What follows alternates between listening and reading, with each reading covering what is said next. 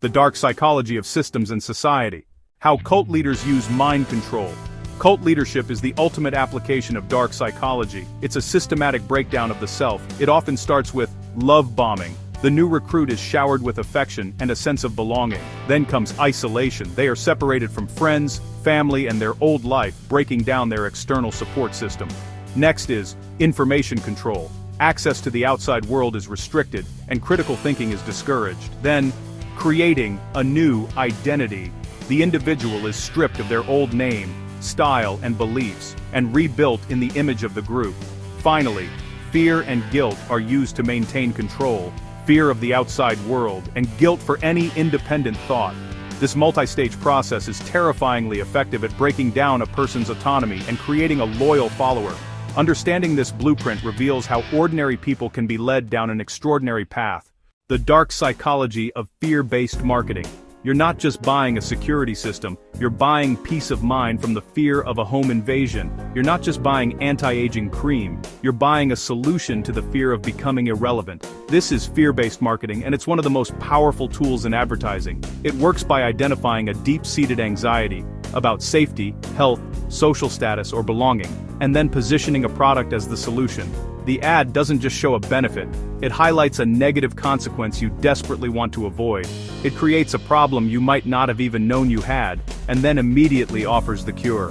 This triggers the part of our brain responsible for survival, bypassing logic and tapping directly into our emotions. It's a legitimate marketing strategy, but in its most manipulative forms, it preys on our deepest insecurities to drive sales. How social media algorithms use dark patterns. Why is it so hard to put your phone down? It's not an accident, it's by design. Social media platforms use psychological principles to hijack your attention. The infinite scroll eliminates a natural stopping point, keeping you swiping. Variable rewards. The unpredictable likes and notifications activate the same dopamine pathways as a slot machine.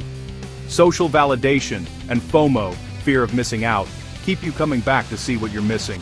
These are called dark patterns, design choices that benefit the service by exploiting user psychology. They are engineered to create habit-forming, even addictive behavior. You're not lacking willpower. You're competing with armies of engineers and psychologists whose sole job is to make their platform as sticky as possible. The product isn't the app. The product is your attention, and it's being sold to advertisers. The Stanford prison experiment and the power of roles. What happens when you put good people in an evil place? The infamous Stanford prison experiment sought to find out. In 1971, researcher Philip Zimbardo randomly assigned ordinary, healthy college students to be either prisoners or guards in a simulated prison. The results were shocking and had to be stopped after only 6 days. The guards became tyrannical and abusive, inventing cruel punishments. The prisoners became submissive and emotionally broken. The experiment revealed a terrifying truth. The power of a situation and the assigned role can overwhelm an individual's personality and moral compass. The Bystander Effect. Why people don't help in a crisis. You see someone collapse on a busy street. You want to help, but you assume someone else will. Someone else probably is calling for an ambulance, so you do nothing.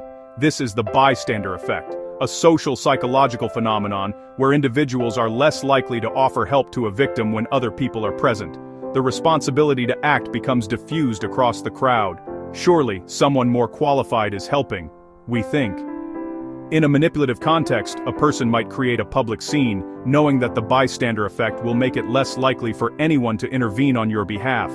They can berate you or pressure you in a crowd, shielded by the collective assumption that it's not my business.